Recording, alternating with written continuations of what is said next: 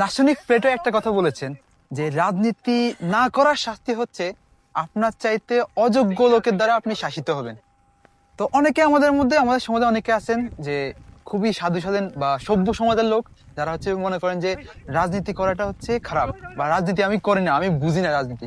আমি চাই যে রাজনীতি বা রাজনীতি করে কি করব, এরকম মনে করেন আর কি। অনেকে হচ্ছে ভোট দিবেন না বা ইয়ে করেন, এ ধরনের চিন্তা ভাবনা করেন। তো আবার আমার নেন, আমি মেন কথাগুলো বলি।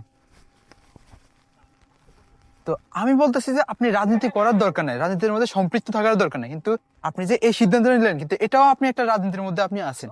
তো আমি বলবো যে আপনার প্রত্যেকটা জায়গা থেকে আপনারা মূলত সচেতন থাকবেন। আপনি কোনো পদের দরকার নেই, পদবীর দরকার নেই, আপনি রাজনীতি করার দরকার নেই, কিন্তু আপনি নিশ্চয়ই আপনার ভিতরে একটা কোনো দলকে পছন্দ করেন। আমি চাই যে কোনো ভালো একটা দলকে, ভালো একটা যোগ্য লোককে আপনি অবশ্যই আপনার পার্লামেন্টে আনেন, এবং কি আপনার আপনার চাইতে যোগ্য। এভাবে চিন্তা ভাবনা করলে আপনি মূলত সমাজটাকে গড়তে পারবেন। আর যদি পরিবর্তন না চান, যদি চুপ করে থাকেন, যদি তাহলে আপনার চাইতে অযোগ্য লোক দ্বারা আপনি শাসিত হবেন।